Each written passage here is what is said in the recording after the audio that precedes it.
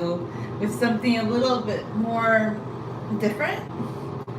So, because I post some hair videos on YouTube, I have been seeing some new videos. And what was one of the videos I was watching? For some reason, I started watching Brad Mondo. And honestly, he's funny and it's interesting watching him react to people dye, cut their hair. But here's the thing, I don't really relate to what the people in those videos want to do because yeah, I don't want to put chemical dyes on my hair, and I like my natural hair color. And I think if you are going to add some dimension or color to your hair, that henna is very beautiful. So anyway, I was wondering, like, I don't know why it just crossed my mind, like, Brad Mondo's into using these bleachy dyes and these bright colors, which, that's pretty if that's your thing. And he's a professional hairstylist, so that's certainly his thing. But I was curious what he thought about henna. And they did an episode on henna, and I have to be honest with you, he has a very hairstylist opinion about henna. It wasn't completely, like, derogatory or anything, but I just think it's all... Here's the thing. Hairstylists think, like, long hair, and I've seen some of his other videos, is only to your shoulders. And they think you need to use, like, a salon dye or go to a salon to get your hair done. Somebody having long hair, like, he doesn't get it either on his channel. So long hair is not for him. I think his videos are funny. It's just something different I was watching. But it kind of brings up a topic, I think, that's very popular in society, is that if you want to have long hair, those of us who love long hair, we appreciate it, right? And it's still appreciated in many cultures, but in our modern age, when everybody accepts people dyeing their hair a myriad of colors, which I do, or having tattoos, guess who's not always accepted all the time? People with long hair.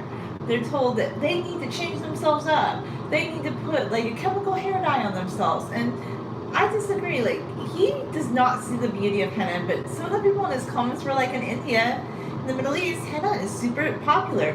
But I've seen this even too in the European, American-centric side of long hair. Because I'm telling you, henna is legit. Like, a lot of the people with a very Eurocentric view of the world will say that you can't grow your hair long and put henna on it. Really? I've been henna in my hair for like 3-4 years now. So what are you talking about? Long hair, put henna on it. Every 4 to 6 months. Just because I love the way that it looks in the sunlight.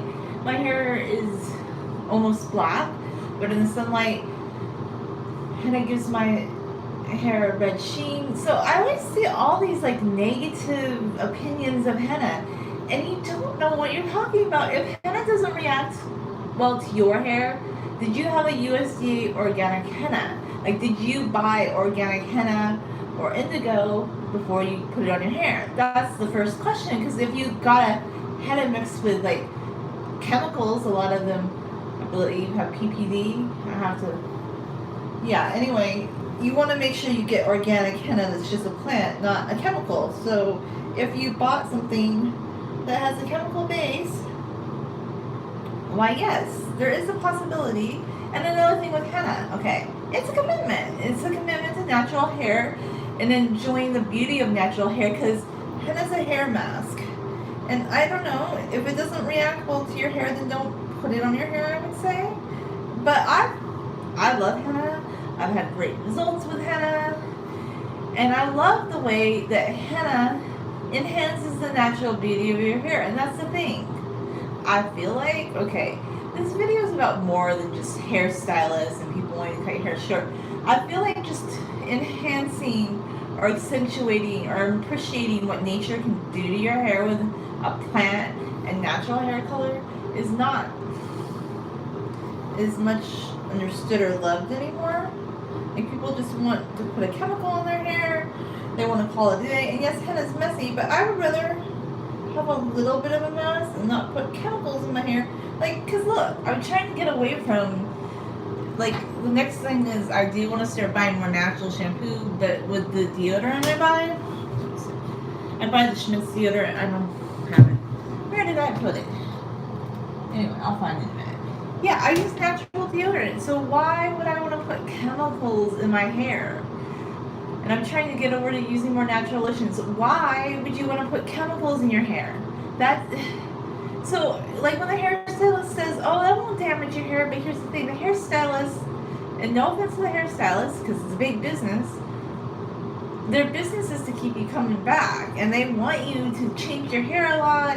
And yes, chemical hair dyes have chemicals in them. It's not a healthy alternative.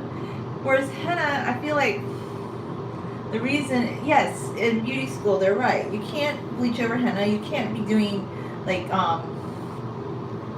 chemical colors over henna. You can't be doing that. Your results will be bad. Okay, if you want to do henna, it's a commitment.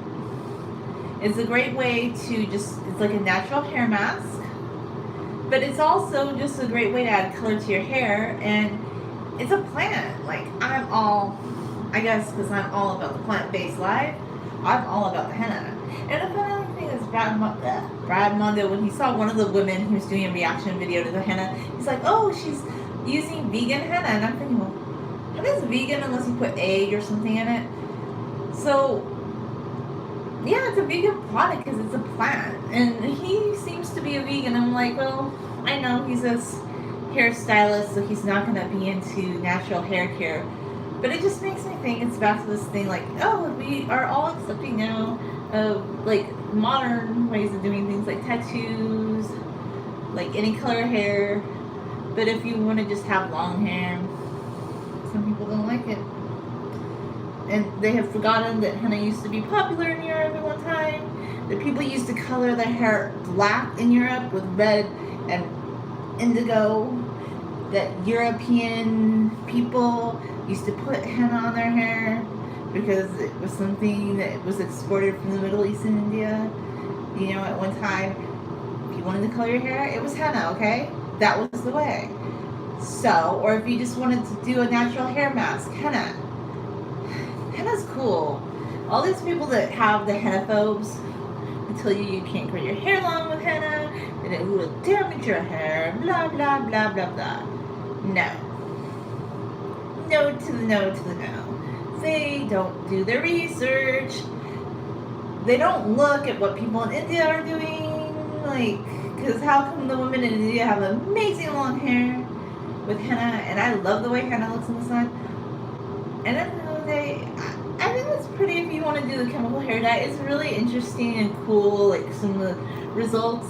But that's not me. I don't want to go to a hair salon. I don't want to smell hair dye. I don't want to put bleach in my hair. I don't want to do that to my hair. Like, I like having natural hair.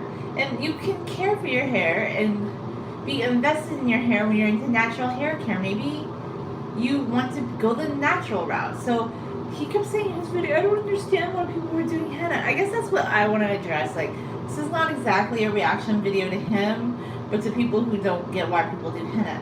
People do henna because they want natural hair. They don't want chemicals in their hair. And it is concerning, like, even if you are a hairstylist, let's be legitly real. Like, would you douse your house with bleach? Like, the research now is like, it's not healthy to be cleaning your house with bleach. So maybe it's not always healthy to be putting the most healthy and beneficial thing you can do to yourself. I know people love to alter how they look, and I'm not going to stop you, but it's very interesting. The hairstylists are always going to be like, oh my god, you need to get your hair cut, you need to get into a salon, or just other people, not everybody, but people who are not appreciative of long hair. This is why I think we need more people as we go on that start embracing long hair again, because I don't think we'll ever be the majority these days, because we live in a fast-paced, fast fashion, fast hair culture where people want to change every 2 weeks. Like, some people, they don't want to commit to anything, and long hair is like a life commitment or years commitment. It's just not something the average person's going to want to do. Most people are going to be like, oh my god, I want to just start growing my hair and not trim it or not do this and that to it. Like, you can trim it, but not do big cuts, not do this and that. just like grow out my natural hair, not wear extensions, like the whole natural thing. It's kind of like, so I accept people whatever they want to do, but a lot of people into tattoos or into chemical hair dye color, they won't always accept you, which is interesting. Like, I don't know, I don't get that. Like, and I'm not trying to stereotype, but I've just noticed that, like, some people that have tattoos or they dye their hair any color of the rainbow, like if somebody's in their long hair, natural hair, they're just kind of doing their own thing. Some people say they need to get into the salon and change themselves. For who? An industry? Like anyone other. I mean, somebody can make a lot of money if you start doing all those things to yourself. And a package of henna, if you just wanted to add some color to your hair every once in a while, it's $7 a sprout. Can't figure out you can trim your hair at home so cheap. I mean, home hair care is pretty cheap. Might be why some people do it. It's just a thought. I know it runs counter to what all the experts in the fun, fast hair fashion industry think, but if you like long hair for the long term and you want to have long hair for the long term, I just think, yeah. Anyway, thanks for watching my little thoughts.